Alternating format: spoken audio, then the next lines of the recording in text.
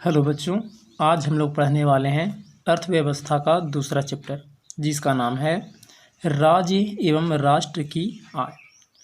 और पहला चैप्टर का वीडियो हमने बना दिया था और उस थ्योरी से सारा का सारा ऑब्जेक्टिव बन गया था। तो आज फिर से दोबारा हम लोग दूसरा चैप्टर का देखने वाले हैं। तो आज हम लोग दूसरा चैप्टर का देखने वाले हैं। पहले थ्योरी देखेंगे और इसके बाद उसका सारा का सारा ऑब्जेक्टिव देखेंगे। इस थ्योरी से सभी ऑब्जेक्टिव आसानी से बन जाएगा। तो सबसे पहले इसमें हम लोग पढ़ेंगे कुछ महत्वपूर्ण संक्षिप्त रूप। ये जीडीपी का मतलब होता है ग्रॉस डोमेस्टिक प्रोडक्ट, और हिंदी में हमने लिख करके रखा है सकल घरेलू उत्पाद। पीसीआई का मतलब क्या होता है पर कैपिटा इनकम, और इसको हिंदी में कहते हैं प्रति व्यक्ति आय। और एक बात और, ये जो जितना भी हम शॉर्ट फॉर्म और फुल फॉर्म लिखे हैं ये सब को हम लोग आगे डिटेल में पढ़ने वाले, इसलिए अकबकाना नहीं है कि ये सबका सिर्फ शॉर्ट फॉर्म बता रहे हैं, इसके बारे में कुछ डिटेल नहीं बता रहे हैं। तो अकबकाना नहीं है, वो आगे हमने इसको बताया है। तो चलिए देख लेते हैं। दूसरा है NSSO, इसका मतलब होता है नेशनल सिंपल सर्वे ऑर्गेनाइजेशन, हिंदी में कहते हैं राष्ट्रीय प्रतिदर्श सर्वेक्षण संगठन। ये हो गया। ठीक उसी तरह से सारा का फुल फॉर्म लिखा हुआ है, आप लोग इसको बढ़िया से पढ़ लीजिएगा। हम आगे चलते हैं।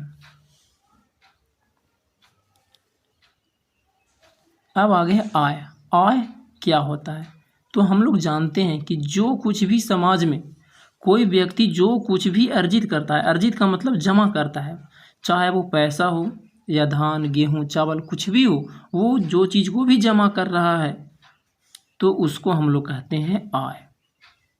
और आय एक क्या है? तो आय एक मापदंड है जिसके द्वारा हम लोग देश का आर्थिक विकास की स्थिति का आकलन करते हैं। इसी आय से हम लोग को पता चलता है कि देश का स्थिति कैसा है, विकास हो रहा है या नहीं हो रहा है। और इसी आय से हम लोग को पता चलता है कि नागरिकों में उसका संपन्नता या विपन्नता हो रहा है कि नहीं हो रहा है, मतलब कि वो उन्नति की ओर जा रहा है या फिर उसका स्तर धीरे धीरे नीचे गिर रहा है।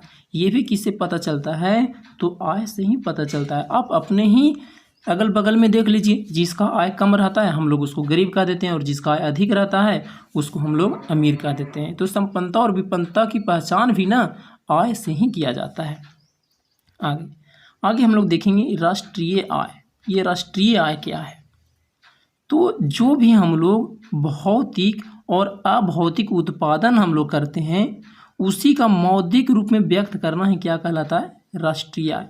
अब भौतिक और अभौतिक उत्पादन क्या होता है? तो हम लोग उत्पादन कई तरह से करते हैं।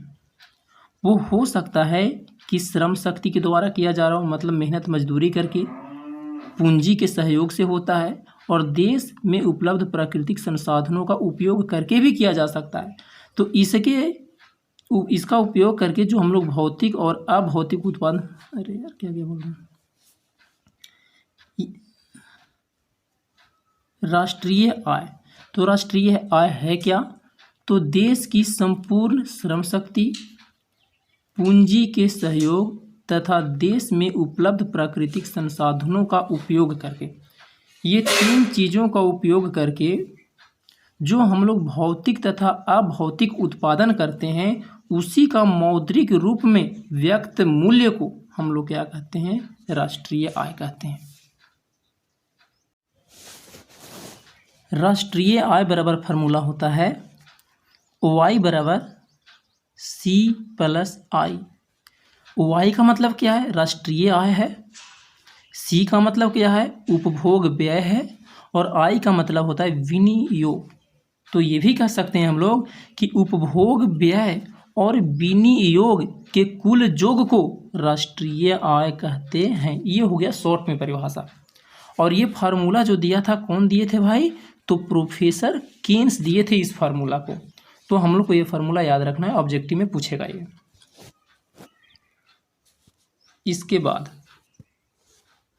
इसके बाद राष्ट्रीय आय का आकलन, राष्ट्रीय आय का गणना हम लोग 3 विधियों से करते हैं। पहला सकल घरेलू उत्पाद, दूसरा सकल राष्ट्रीय उत्पाद, देखिए ध्यान दीजिए, ये घरेलू है और ये राष्ट्रीय है, और तीसरा में पढ़ना है शुद्ध राष्ट्रीय उत्पाद। तो ये सकल घरेलू उत्पाद क्या है? जीडीपी। बहुत अब जीडीपी के बारे में सुने होंगे, जीडीपी गिर गया, जीडीपी गिर गया। अरे भाई ये जीडीपी है क्या? तो सुनिए जीडीपी होता क्या है। जैसे लॉकडाउन के समय में हम लोग का जो जीडीपी था ना, बहुत गिर गया था, तो बहुत देश में हलचल मच रहा था। तो ऐसा क्या है जीडीपी भाई? तो जीडीपी का मतलब होता है कि एक वर्ष में वस्तुओं और सेवाओं का जो कुल मात्रा उत्पादित की जाती है, उसी को हम लोग कहते हैं सकल घरेलू उत्पाद। अब देखिए हुआ क्या था लॉकडाउन के समय में। लॉकडाउन के समय में जब लॉकडाउन लग गया था तो सारा व्यवस्था बंद हो गया था। किसी को काम पर जाना नहीं है, किसी को स्कूल नहीं जाना, हर काम बंद हो गया था। तो भाई वस्तु का उत्पादन कैसे होगा? वस्तु का उत्पादन बंद हो गया था, सेवाओं का उत्पादन बंद हो गया था। सेवाओं का मतलब काम बंद हो गया था। जब सेवा ही बंद हो जाएगा तो वस्तु का उत्पादन कैसे होगा? लोग को आय कैसे प्राप्त होगा? अब जब ये सारा का सारा काम बंद हो गया था तो हम लोग कह रहे थे कि भारत देश का जीडीपी क्या हो गया है? बहुत गिर गया है। गिरने का कारण यही था कि वस्तुओं और सेवाओं से हम लोग को कुल मात्रा जो उत्पादित हो रहा था ना, वो सारा का सारा खत्म हो गया था, बंद हो गया था तब। जब दोबारा चालू हुआ लॉकडाउन तो सारा कुछ वस्तु सेवा सब शुरू हो गया दोबारा। अब ये सकल राष्ट्रीय उत्पाद क्या है? ये तो था सकल घरेलू उत्पाद और ये सकल राष्ट्रीय उत्पाद। तो ये दोनों में ज़्यादा का अंतर नहीं है। सकल घरेलू उत्पाद के द्वारा हम लोग वस्तु और सेवाओं का उत्पादन करते हैं, लेकिन यही वस्तु और सेवाओं के उत्पादन को अगर जो हम लोग कोची में कन्वर्ट कर दें, मुद्रा में कन्वर्ट कर दें, तो जब उसको मुद्रा में कन्वर्ट कर देंगे तो इसी मुद्रा को हम लोग क्या कहेंगे?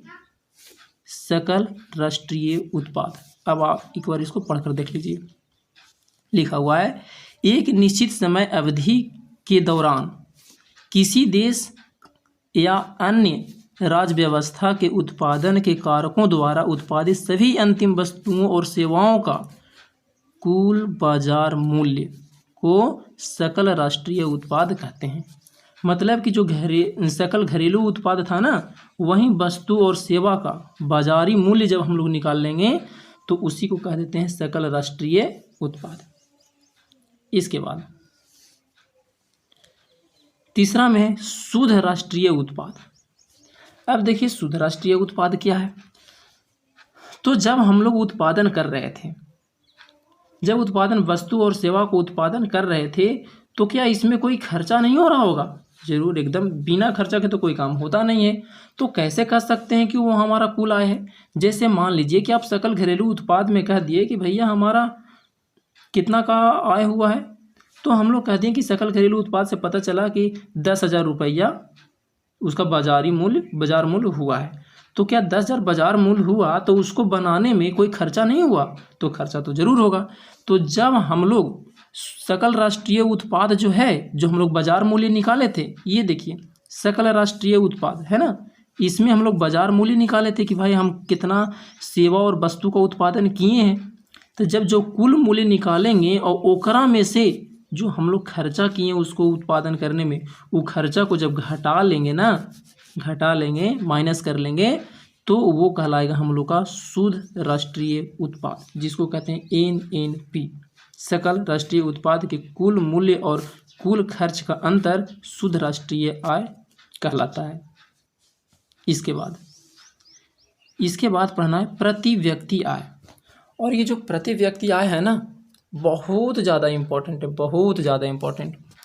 प्रति व्यक्ति आय क्या है? तो हम इसको पहले भी बताए थे कि जो भी हम लोग का कुल आय हो रहा है, कुल राष्ट्रीय आय में अगर जो देश की जनसंख्या से भाग दे दिया जाए, कुल राष्ट्रीय आय में देश की जनसंख्या से भाग दे दिया जाए, तो हम लोग को निकल कर के आ जाता है प्रति व्यक्ति आय। पिछला वीडियो में इसको डिटेल में बताए हैं, तो आप लोग उसको जरूर देखिएगा।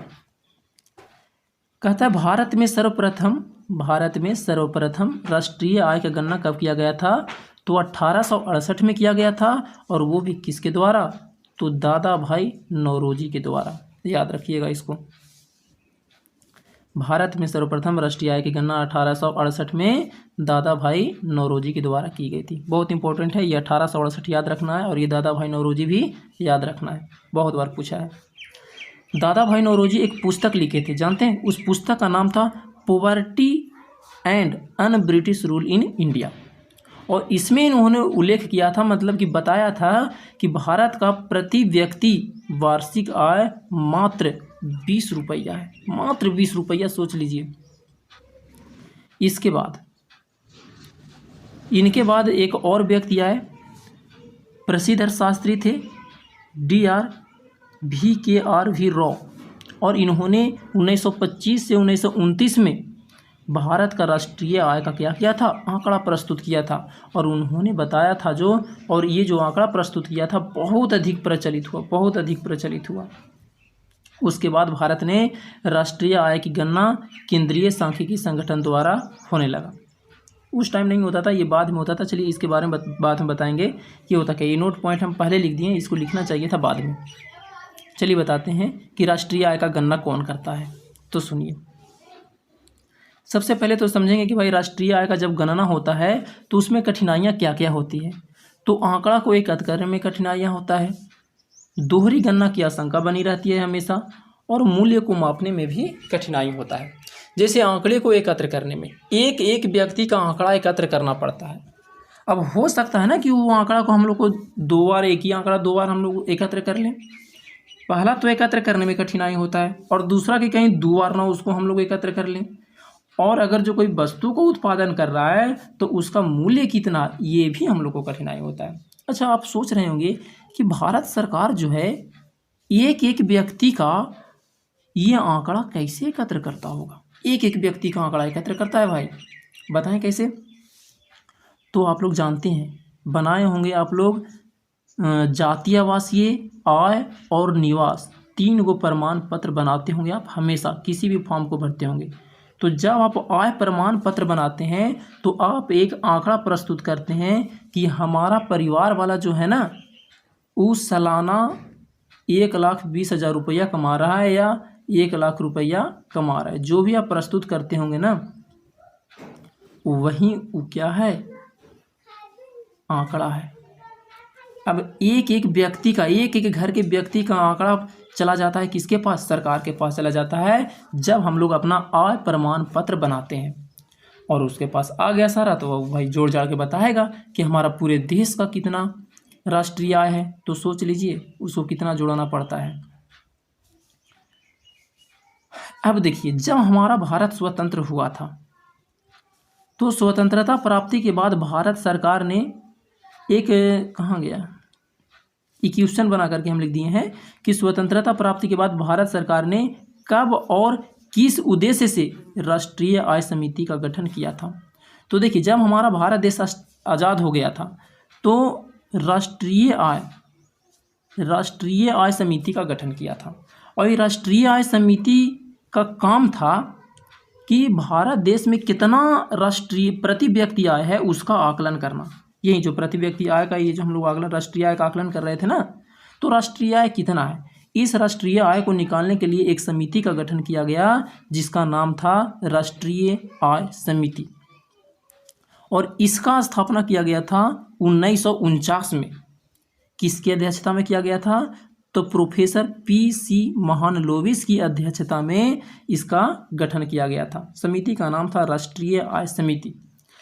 और इन्होंने अपना पहला, इस राष्ट्रीय आय जो समिति था, ये पहला रिपोर्ट प्रस्तुत किया था 1951 में, और बताया कि जो हमारा भारत देश है उसका आय कितना है, तो 8,650 रुपया है, 8,650 रुपया।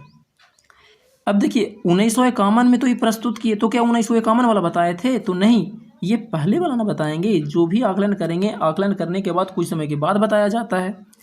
तो ये आकलन किए थे 1948 से 1949 के बीच में, और बताए थे 1951 में कितना रुपया, तो 8,650 रुपया।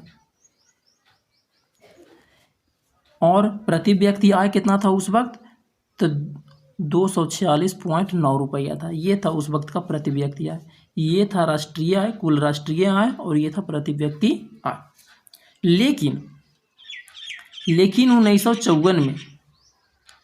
1954 में क्या किया गया कि ये जो राष्ट्रीय आय का आकलन पहले कौन करता था, पहले करता था राष्ट्रीय आय समिति।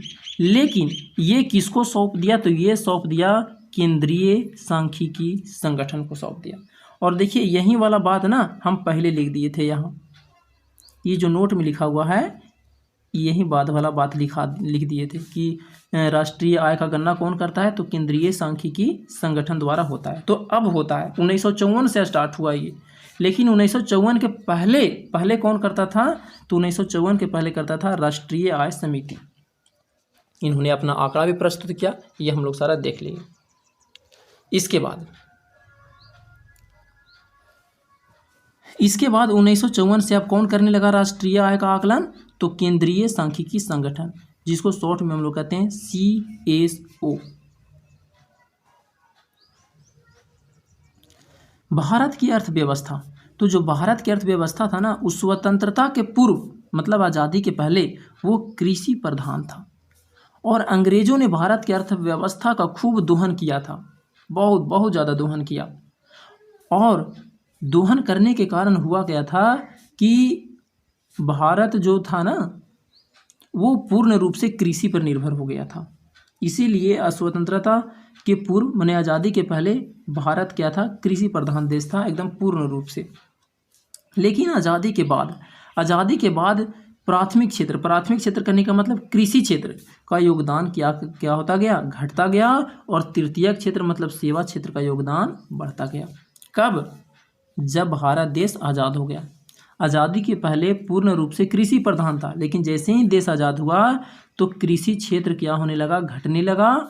और सेवा क्षेत्र क्या होने लगा, बढ़ने लगा। सेवा क्षेत्र पिछला चैप्टर में बताएं पूरा डिटेल में कि सेवा क्षेत्र किसे कहते हैं, जरूर देखिएगा। प्राथमिक, द्वितीयक और तृतीयक तीनों क्षेत्र के बारे में बताया गया है। अब एक व्यक्ति थे जिसका नाम था रैगनर मार्क्स। इन्होंने एक कथन दिया और कहा कि गरीबी को जन्म देती है, और इसको इन्होंने गरीबी का कुचक्र कहा। हाँ, आगे कुछ पॉइंट लिख दिए हैं जो बहुत ही इंपॉर्टेंट है। श्रम का पारिश्रमिक क्या कहलाता है, तो मजदूरी। पूंजी का पारिश्रमिक क्या होता है, तो ब्याज। भूमि का पारिश्रमिक क्या होता है, तो लगान। इसको आपको याद रखना है। विश्व रिपोर्ट 2005 में भारत की राष्ट्रीय आय कितना था, तो $720। शुरू में 20 रुपया जो दादा भाई नौरोजी बताए थे, और ये है $720। याद रखिएगा इसको। योजना काल में भारत का औसत वार्षिक विकास दर कितना था, तो मात्र 4.2% था। भारत में वित्तीय वर्ष कब माना जाता है, तो 1 अप्रैल से 31 मार्च तक। अब आप सोच रहे होंगे कि ये वित्तीय वर्ष होता क्या है। वित्तीय वर्ष कहने का मतलब जैसे हम लोग हिसाब किताब कब करते हैं, जैसे मंथली, जैसे हम एक उदाहरण लेते हैं कोचिंग के आधार पर। तो कोचिंग में 1 महीना आप लोग पढ़ लेते हैं, स्टूडेंट लोग पढ़ लेता है, तो 1 महीना के बाद कहते हैं कि भाई ये महीना फीस जमा करो, तुम्हारा इतना महीना फीस हो गया। लेकिन भारत में जो बड़े बड़े काम होते हैं उसका आकलन कब किया जाता है, तो उसको किया जाता है, फाइनल किया जाता है 1 अप्रैल से 31 मार्च के बीच में। जैसे कि हम कह सकते हैं परीक्षा को लेकर के देख लीजिए, हम लोग नए वर्ष में कब जाते हैं, तो मार्च के समय में ही हम लोग नए कक्षा में प्रवेश करते हैं। और कोई नौकरी में देख लीजिए, जॉब जब कोई व्यक्ति करता है तो उसको मार्च के महीना में ही कुछ एक्स्ट्रा चीज़ बोनस के रूप में दिया जाता है कि भाई तुम साल भर बहुत बढ़िया से काम किए, तो ये लो बोनस के रूप में। तो जो मेन हम लोग देखते हैं, हिसाब किताब करते हैं, वो सारा कुछ किया जाता है 1 अप्रैल से 31 मार्च के बीच में सरकारी कामों में। और बाकी हम लोग भी अपना गांव वगैरह में या फिर कमेटी वगैरह या फिर ग्रुप वगैरह में जो भी हिसाब किताब करते हैं ना, वो लगभग मार्च में ही करते हैं। इसीलिए भारत में इस तिथि को कहा जाता है वित्तीय वर्ष। अब समझ में आ गया होगा वित्तीय वर्ष क्या है। और नहीं समझ में आ रहा है तो बस सिंपल सा याद रखिए कि हिसाब किताब सबसे अधिक किस समय में किया जाता है, मार्च के महीना में, मतलब होली के समय में। सारा कुछ का हिसाब कह रहे साल भर हो गया, चलो इसका हिसाब कर दो, चाहे वो कमेटी रहे या कोई ग्रुप रहे, सबका हिसाब इसी समय में होता है। अब इसके बाद हम लोग देखेंगे इसका सभी का सभी ऑब्जेक्टिव, और वो आसानी से बनेगा। तो चलिए स्टार्ट करते हैं। तो देखिए दूसरा चैप्टर का ये पहला क्वेश्चन कहता है 2008 से 2009 के अनुसार भारत का औसत प्रति व्यक्ति आय क्या है। तो याद रखना है 25,494 रुपया था। स्वतंत्रता पूर्व भारतीय अर्थव्यवस्था कैसी थी? तो कृषि प्रधान बताए थे। स्वतंत्रता का पहले कृषि प्रधान था और बाद में ये घटते गया। फूट डालो और राज करो, ये किस की नीति अपनाई? किसने ये नीति अपनाया था? तो अंग्रेजों ने ये नीति अपनाया था, फूट डालो और राज करो। अर्थव्यवस्था कितने प्रकार के होते हैं? तो अर्थव्यवस्था 3 प्रकार के होते हैं। ये हम बताए हैं पिछला वीडियो में। अगर जो पहला वीडियो नहीं देखे हैं चैप्टर 1 का तो ज़रूर देखें, क्योंकि दूसरा चैप्टर का जो ऑब्जेक्टिव है ना, वो पहला चैप्टर और दूसरा चैप्टर दोनों से लिया गया है, इसीलिए आप पहला चैप्टर का वीडियो ज़रूर देखें। 5वां नंबर क्वेश्चन में कहता है, अंग्रेजों ने भारतीय अर्थव्यवस्था का क्या किया? दोहन किया, पोषण किया? तो दोहन किया था भाई, दोहन किया था, बहुत अधिक दोहन किया था। क्वेश्चन नंबर 6 में कहता है, आज़ादी के बाद भारत में प्राथमिक क्षेत्र का योगदान क्या हो गया? तो प्राथमिक क्षेत्र का योगदान बताया आपको, घटता गया था और सेवा क्षेत्र का योगदान बढ़ता गया था। 7 नंबर क्वेश्चन में कहता है, बिहार के किस जिले का प्रति व्यक्ति आय सर्वाधिक है? तो पटना का, ये हम पिछला वीडियो में बताए हैं। 8वां नंबर क्वेश्चन में कहता है, और सबसे अधिक कम किसका था? तो सबसे कम था शिवहर के, सबसे अधिक पटना का और सबसे कम शिवहर का। आर्थिक एवं मौद्रिक विकास एक दूसरे के क्या होते हैं? तो पूरक होते हैं, ये याद रखना है, पूरक होते हैं। साहित्य के दृष्टि में विकास और वृद्धि में क्या अंतर है? तो कोई अंतर नहीं है, कोई से कोई अंतर नहीं। साहित्य की दृष्टि से विकास और वृद्धि में कोई अंतर नहीं है। 10 नंबर क्वेश्चन में कहता है, सतत विकास क्या है? तो इस सतत विकास के बारे में भी हम पहला वीडियो में ही बताए हैं कि अपने तथा आने वाले संतति का विकास होता है, तो उसको हम लोग संतति विकास कहते हैं। डिटेल में बताया गया है, जरूर देखें। आय एक पारिश्रमिक है जिससे कोई अपने कार्य के बदले पाता है। क्या पाता है? किस कार्य के बदले पाता है? मानसिक कार्य के बदले में पाता है कि शारीरिक कार्य कि बौद्धिक कार्य कि तीनों? तो तीनों कार्य भाई, चाहे आप दिमाग से काम करें या ताकत लगा करके काम करें या बुद्धि लगा करके काम करें, जो भी काम करेंगे उससे आपको पारिश्रमिक मिलेगा ही मिलेगा, आय मिलेगा ही मिलेगा। 12 नंबर क्वेश्चन में कहता है, श्रम का पारिश्रमिक। तो श्रम का पारिश्रमिक ये हम तीनों लिखा दिए थे, श्रम का पारिश्रमिक, पूंजी का पारिश्रमिक और भूमि का पारिश्रमिक। तो श्रम का पारिश्रमिक होता है मजदूरी, पूंजी का पारिश्रमिक होता है ब्याज और भूमि का पारिश्रमिक होता है लगान। ये तीनों के तीनों हम बता दिए थे। इसके बाद क्वेश्चन नंबर 15 में कहता है, गरीबी गरीबी को जन्म देती है, ये किसने कहा था?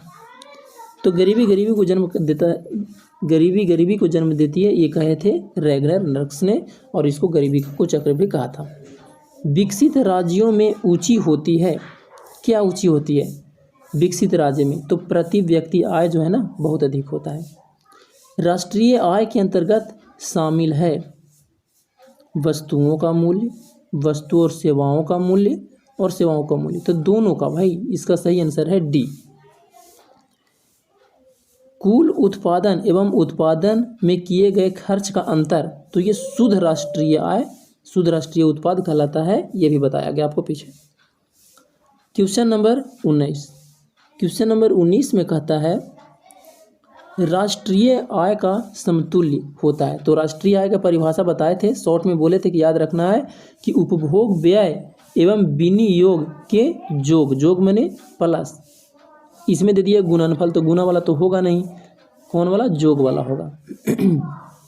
इसके बाद क्वेश्चन नंबर 20 में कहता है, राष्ट्रीय आय की धारणा में शामिल है सकल घरेलू उत्पाद, तीनों भाई, तीनों बताए थे ना, तीनों होता है, शुद्ध राष्ट्रीय आय, घरेलू उत्पाद, सकल घरेलू उत्पाद, तीनों। सर्वप्रथम राष्ट्रीय आय का अनुमान का वर्ष, तो 1868 में कौन लगाए थे? तो दादा भाई नौरोजी। और उसका प्रति व्यक्ति आय कितना था? तो देखिए अगला नंबर क्वेश्चन में पूछ दिया है, भारत का सर्वप्रथम अनुमानित प्रति व्यक्ति आय थी, तो कितना था? 20 रुपया था। इसके बाद क्वेश्चन नंबर 23 नंबर क्वेश्चन में कहता है, राष्ट्रीय आय की गणना विधि है व्यवसाय की गणना विधि, उत्पादन गणना विधि, मूल्य योग विधि, तो सभी। 23 का हो जाएगा डी। इसके बाद क्वेश्चन नंबर 24 क्वेश्चन नंबर 24 में कहता है विश्व विकास रिपोर्ट 2005 में भारत का राष्ट्रीय आय कितना था। तो ये भी लिखा चुके हैं $720, 20 रुपया और ये $720। बिहार में किस जिले का प्रति व्यक्ति आय सबसे कम, अब की कम पूछा है तो कम हो गया शिवहर, सबसे अधिक कहता तो हो जाता पटना। अगला क्वेश्चन, प्रत्यक्ष कर के अंतर्गत निम्न में किसे शामिल किया गया है, आय कर को, कि उत्पाद कर को, कि बिक्री कर को। तो इसका सही आंसर है आय कर को शामिल किया गया है। क्वेश्चन नंबर 27 में कहता है दादा भाई नौरोजी ने सर्वप्रथम राष्ट्रीय आय का अनुमान कब लगाया। तो पहले भी आ गया था ये 1868 में। इसके बाद क्वेश्चन नंबर 28 में कहता है योजना काल में भारत की औसत वार्षिक विकास दर क्या थी। योजना काल में तो मात्र 4.2% था, ये हम लोग पीछे पड़ चुके हैं। बिहार के आय में सर्वाधिक योगदान, बिहार की आय में तो कृषि क्षेत्र का, 29 का सही आंसर हो गया ए। लेकिन ये जो कृषि जो क्षेत्र था ना ये पहले था, बाद में हो गया सेवा क्षेत्र। तो इसका सही आंसर है सेवा क्षेत्र, कृषि क्षेत्र नहीं। कृषि क्षेत्र आज़ादी के पहले था, अब हो गया है सेवा क्षेत्र। इसके बाद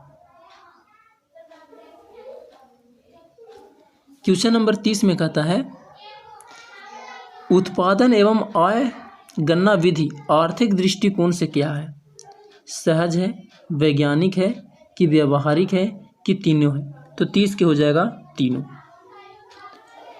बिहार में अर्थव्यवस्था में प्राथमिक क्षेत्र का मुख्य अंग, तो मुख्य अंग है प्राथमिक क्षेत्र का कृषि। COI बराबर C+I फार्मूला को किसने बताया, तो प्रोफेसर केन्स ने। तीसरा में राष्ट्रीय आय का अर्थ क्या है,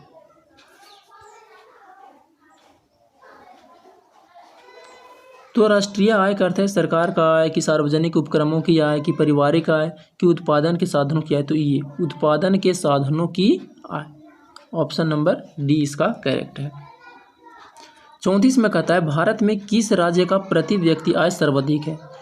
तो भारत में गोवा का सबसे अधिक है, और कम कहेगा तो बीमारू राज्य का, जिसमें बिहार भी आता है। बीमारू राज्य के बारे में पिछला चैप्टर में बताया गया है। क्वेश्चन नंबर 35 में कहता है भारत में वित्तीय वर्ष, देखिए वित्तीय वर्ष आ गया, तो 1 अप्रैल से 31 मार्च, होली के समय, एकदम याद रखिएगा होली के समय। 36 नंबर क्वेश्चन में कहता है भारत में राष्ट्रीय आय की गणना कौन करता है। तो पहले करता था राष्ट्रीय आय समिति, लेकिन बाद में करने लगा केंद्रीय सांख्यिकी संगठन, और जिसका स्थापना किया गया 1954 में। ठीक है। इसके बाद क्वेश्चन नंबर 37 में कहता है कि भारत की राष्ट्रीय आय का सर्वप्रथम अनुमान किसने लगाया। तो दादा भाई नौरोजी ने। कहाँ गए, यहाँ दादा भाई नौरोजी। निम्नलिखित में कौन हमारे रहन सहन के स्तर को प्रभावित करता है। तो राष्ट्रीय आय, ये पिछला चैप्टर में बताया गया है। केंद्रीय सांख्यिकी संगठन का स्थापना कब किया गया, तो 1954 में किया गया था। भारत के सकल घरेलू उत्पाद में किस क्षेत्र का योगदान सर्वाधिक है, सेवा क्षेत्र का। 40 का सही आंसर हो गया सी, सेवा क्षेत्र, याद रखिएगा। गरीबी के कुचक्र की धारणा किसने दिया, तो रैगनर नर्क्स ने दिया। ये रैगनर नर्क्स ने, ऑप्शन नंबर डी में है।